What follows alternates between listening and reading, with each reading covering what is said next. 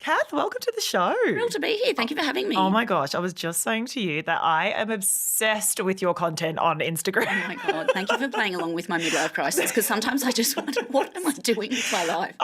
Literally, you are so accurate. You are so on point. So for those listening, let me introduce Kath Carlin. So she's a Melbourne-based makeup artist, social media sensation, one of Leonie's favourite people to follow ever, because you have these hilarious throwback reels of us in our 20s when we're smoking the Vogues in the nightclub and the hair smelling like fire, like the next Bad day. hair extensions and the Smirnoff eyes. And then the contact lenses. I remember I used to wear these light brown ones and I couldn't see because of all the smoke. And I'm kind of eyes half shut. Small price to pay, seeing who cares if it look hot. Exactly. All the sacrifices we made, but just everything that you do is so accurate. What made you, so you're a makeup artist. I am still a makeup artist. That's how I make money. That's actually my job. My real life job is a makeup artist. And a very good one at that. Thank you. What made you want to do these reels? Well, so for a long time, I had a pretty good life. I had a great career, a good partner. We had a nice place. I thought for a long time, I'll have a baby and that'll be like that. I just felt like there was something that wasn't in my life that I needed. Yeah. Anyway, eventually I did get my baby and it was great and it was just the love explosion. But I was like, no, there is still this itch that needs to be scratched and I don't know what it is. What is going on with me? But for anyone looking on the outside, I had a great life. Yeah. But I was like, I was about 37, I'd say, and I was like, what else is there? Yeah. So I did a lot of soul searching. I did a lot of journaling, a lot of meditating, a lot of thinking about when am I lit up the most? And I came to the conclusion I'm lit up the most when I'm making people laugh. And then I honestly in my journal wrote, I want to be a comedian. And then I just slammed it. And I was like, oh God, oh, ew, don't say that, ew, scrunched it up. And I was like, no, you don't. But I just kept coming back to it. And I was like, I like making people laugh. And I'm like, okay, so how are you going to do this? How are you going to do this? I was too scared to even public speak. I was like, how are you going to go about this? So I did a little course online about comedy and stuff. And then I started doing public speaking courses. And they kept saying with comedy, do what you know. Don't try and do anything that you don't know. Just do what you know. And I was like, well, I've done makeup for 20 odd years now. So I'll start doing funny makeup things, like the other side of makeup, like how annoying, brides can be and stuff like that. Yeah. So I started a TikTok when nobody knew me because I didn't even tell my partner I was doing this. I had so much shame and fear. I was so self-conscious. And I was like, okay. So I started this TikTok and I started filming things in my kitchen. And then I'd post. It was just funny, makeup stuff of things that, clients have done and whatever. Yeah. And then I'd post it and then I'd spiral for days. And then 300 people would watch it. And then 2 people started following me on TikTok. I wasn't following anyone. I didn't want anyone to know me. At the time, I had about 3,000 followers on Instagram for makeup stuff. And I was like, no, I'm keeping this separate. Yeah. And then I did one on fake tanning and I only tan the bits that are on display. And I was prancing around the internet in my underwear. Yeah. Right. And then I posted that and I had 3 sleepless nights of you are nearly 40. You are so embarrassing. Get that off. Get it off the internet. So I finally got on to take it down. And I was like, oh, it's trending. Oh. Stop it. Yeah, it's actually trending. And I was like, oh, okay. And then I started getting more confident and more followers and stuff on TikTok. And I thought, oh, well, maybe I'll start posting this on Instagram now. But I had the fear of people on Instagram knew who I was and they would be like, what is she doing? What are you doing, man? And I'm sure they did, but no one said it to my face, but I'm sure there was a lot of conversations. And then anyway, I was still doing sort of more makeup, funny stuff. And then I thought, why don't I do a Get Ready With Me? It's 2003. And we're going to Prince of Wales nightclub and John Course and Grant Smiley. Yeah. Yes. And that just went off. Yeah. And I was like, okay, people are resonating with this, the flashbacks. So then I started doing flashbacks that weren't necessarily makeup, but just the things that we used to do, how the girls used to get ready. Yes. Drink cards and promoters and all of that stuff.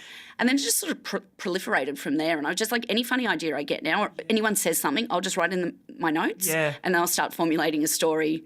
Yeah, and then at 3 a.m, I'll find myself on eBay bidding for a Von Dutch cap on eBay. How did I get here? I love that. At schoolies, there was 3 of us or 4 of us of the girls that went to Byron, and along with a whole heap of guys that were within our friendship group, and we were called the Von Dutch girls because all 4 of us had the Von Dutch hats. We were the cool girls. We thought we were cool. No, you were a honeybee. Right? Yeah, that is so cool. When I saw that on yours, I'm like, oh my God, I forgot we were the Von Dutch girl. this is who I am. It's such a throwback. me. Do you go through old photos for inspo? Yeah, I was the girl with the digicam. So I did you? always had a Okay. digicam around my wrist. Okay. I've lost a lot of photos, but and then people I know will send me photos of me and I'm like, oh dear God. That's what I really looked like. I look back and I'm like, oh my God, like those contact lenses and the hair weft that's half falling out of my hair. No, you're 100% like, a vibe. what was I thinking? We loved it. So I love that. And I love that after becoming a mum, and it's not even necessarily, may not be tied to your being a mum, and I'd love to know, but that you were like, no, I'm tapping into something that I'm super passionate about because I'm feeling an itch. Did it have any correlation with becoming a mum? Yeah, so because I think the itch was there for a long time. And I know because I worked on the project for a very long time. And every time a comedian came on, I'd get annoyed. I'd like jealous. Like I'd get a bit like, yes. Oh, well, if they can do that, why can't I? Sort of thing. And so there was that within me. But then I wasn't admitting it to myself at the time. Yeah. And I thought, you know what, I've had so many friends that have had babies and they're like, this is my calling. And I was like, great. So when I eventually, there's a bit of a story about me, like getting pregnant, having a baby, blah. But when I did eventually get my baby, I was like, love explosion, loved it. I had a very easy baby and she's awesome. She's 5 now. But I was like, no, that's not that. This is great, but it's not the thing. It's not the thing. There's something that needs to come out of me. Yes. So everything you do see on my socials is completely authentic. I'm not making shit up. Yeah. And you were talking about the conceiving journey was a little tricky. It was. Talk to us about that. So, I mean, with my daughter Ari, I'd been with my partner since I was 23, and when we were about 34, we're like, we probably should stop partying and like have a baby, like everyone else around like us. Get serious or something. So we started trying, and I think we tried for 6 months, and nothing happened. And then I got pregnant, and then I had a couple of chemical pregnancies. They're like pregnancies that were never actually going to eventuate. Had a couple of them, and I was like, oh, now I'm 35. Let's get this happening. So we went and did an ovulation induction, and it worked the first time, and I got pregnant with her, and I had a very easy pregnancy with her and easy birth and an easy baby. And then after that, when we tried for another one, I had so many miscarriages. I had about 5, I think, D&Cs. Yeah, and then eventually I was just like, let's pull the pin on this. So we're just a one-child family now. Do you feel as though you were tied to the idea of like there is, what made you just? That's a very difficult call to make. So what? Yeah, and I'm really happy, really open talking about it. I'm not like upset about it at all. So when she was 1, we were like, let's try again because it was hard last time. Got pregnant straight away, bam. And then it would be like you'd get to 8 weeks and then you'd do a scan and they'd be like, there's no heartbeat. And then I'd have to get the D&C. Now that happened, it happened like 3 or 4 times. And I remember the last time that it happened, they were like, I think I got to 10 weeks and they were like, there's actually 2 in there, but there's no heartbeat. And I was like, okay, fine. Like, let's just stop this. And I was sort of over it by this stage because I'd just been on-off pregnant for I think in total I've been pregnant 11 times and I have 1 child. 1 easy child, 1 easy pregnancy, but just 1 child, yeah. So my partner, he really did want another kid and I'm one of 4 girls. So I was like, and I'm very close with my sisters. So I thought, she needs a sibling. So we said, well, why don't we do IVF and we'll pay for the embryos to get checked. So they did the retrieval. I got 11 eggs, 4 viable embryos, and then we paid extra money, a couple of $100, I think, to check if they're genetically okay. Because a lot of these miscarriages that I was having, there was some chromosomal thing. Yeah, and they, out of all those 4, only 1 was good. And I was like, I'm not doing this again, so this is the one and only time. So we got that egg put in, and it simply just didn't take. And I was like, I'm out. I'm done. Yeah, okay. Great. Charles, my partner, was like disappointed, but I was out of it. I was like free. I was like, I've got my body back. Like this is like gone on for 2 years. Anyway, 10 days later, should we put this in there that we had sex?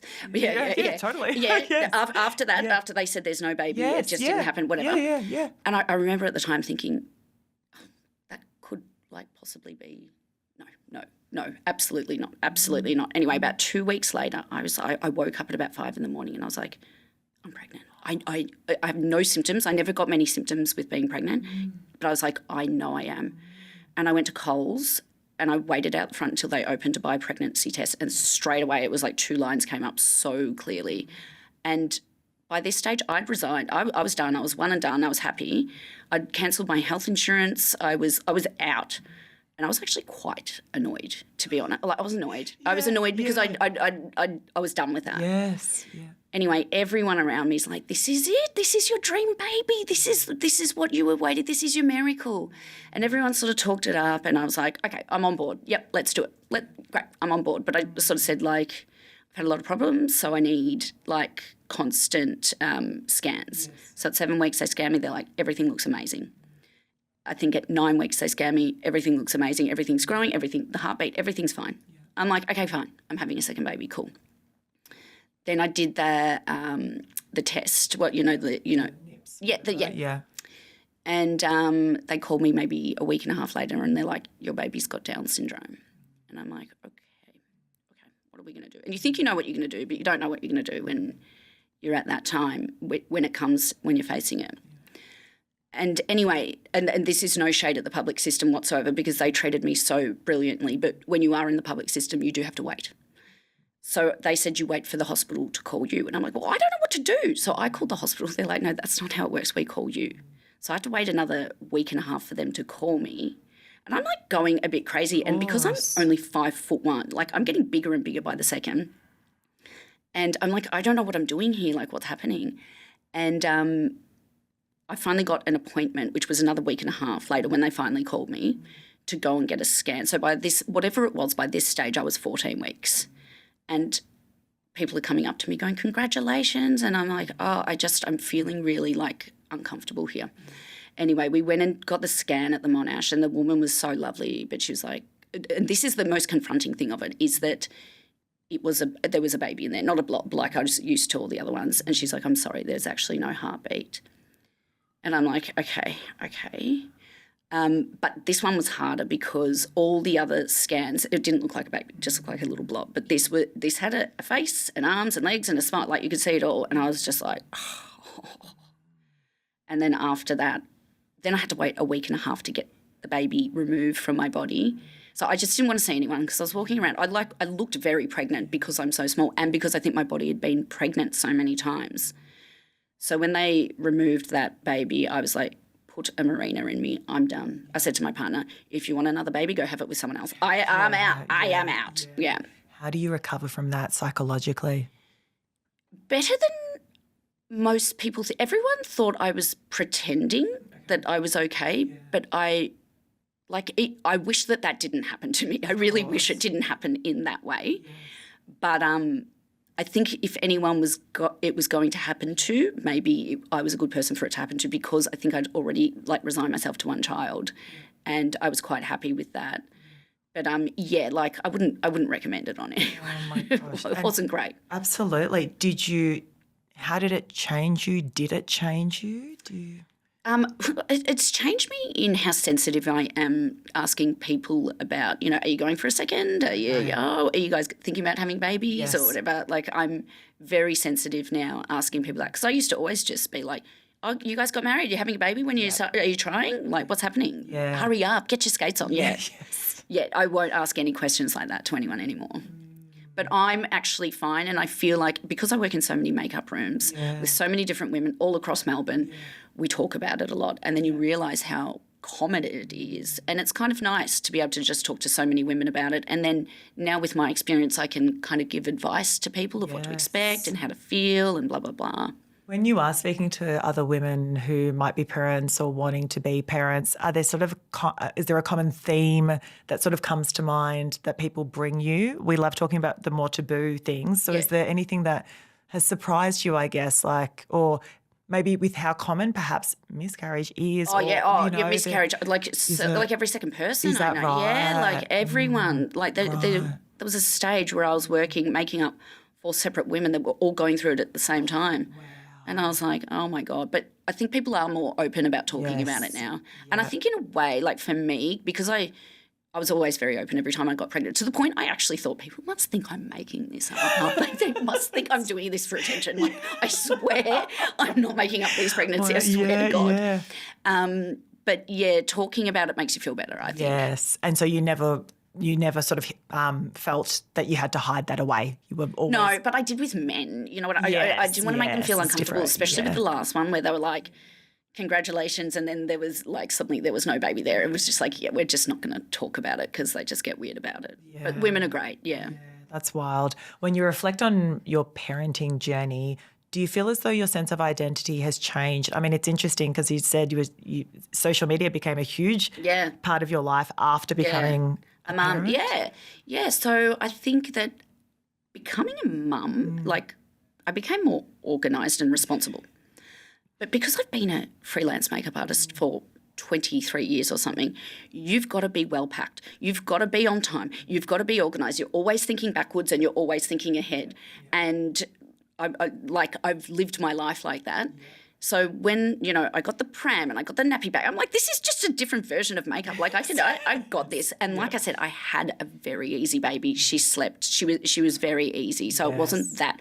Plus, being a freelance hair and makeup artist, I've had call times that are 2:45 in the morning. Yeah. Yep. So I'm used to running off no slap. Oh, I used to party all night and go to work. Like, that's fine. I got this. Yeah. The party girl's got this. You're used to adapting, right? Yeah. So I'd say my identity, didn't change, but like I obviously became more responsible. Yes, I love that. I ask every guest this final question, and I wonder if you've almost covered it, but how has parenthood changed you as a person? If you were to think about that, is there anything that comes to mind, or for you it didn't really change me? The love. Okay. Oh my God. Yeah. I never expected, like, it hurts, like, and now I cry at everything. And I like, when she's like, Mummy, I love you more, I'm like, no, you don't. Yeah. You think you do, but you definitely don't, because I have a mum and a dad, and I've got 3 sisters and a partner, and they can all get fucked. Yeah. I love you more than anything in the world. Yeah. And it's made me very sensitive to kids and anything on the news, anything bad that happens to kids now, I'll sob. I never used to cry. Everything makes me cry now. Yeah. I love that. That's what parenting did to me, like the love explosion. Yeah. Oh my gosh, I love that. That's beautiful. Kath, thank you so much again for your time. What fun. Yes.